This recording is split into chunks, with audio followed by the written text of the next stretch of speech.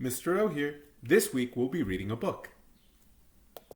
The book is titled Danza, a story about Amalia Hernández and el Ballet Folclórico de México by Duncan Tonatiuh.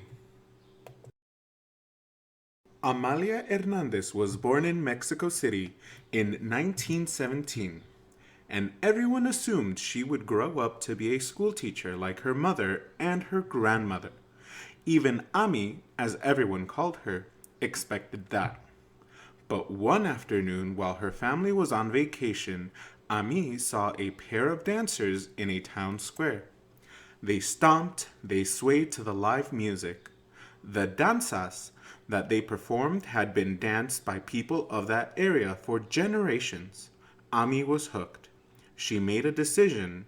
She was going to become a dancer herself. Ami twirled in the living room and whirled in the kitchen. "Amalia!" scolded her father, a stern military man.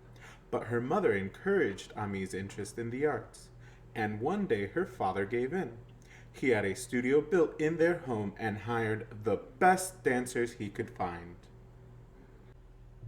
After school, Ami studied ballet with Madame Dubray, who had danced with the Paris Opera, and with Professor Zaibin, who had danced with Pavlova's world-renowned Russian ballet.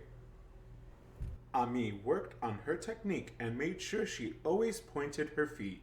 She perfected the different structured positions and became an accomplished ballerina. First position, arabesque position, fifth position, pirouette position, and grand battement position. In 1939, two dancers from the United States visited Mexico City, where Ami lived. They performed a new style of dance called modern. Amalia was deeply impressed. The movements were expressive, and they could be jarring when compared with the delicate movements of ballet. Ami met Waldine, one of the modern dancers, and began to study with her. She also continued practicing ballet. Ami was very talented and disciplined. In time, she became a dance teacher and a choreographer herself. A choreographer is a person who creates dance steps and arranges them together to create new dance pieces.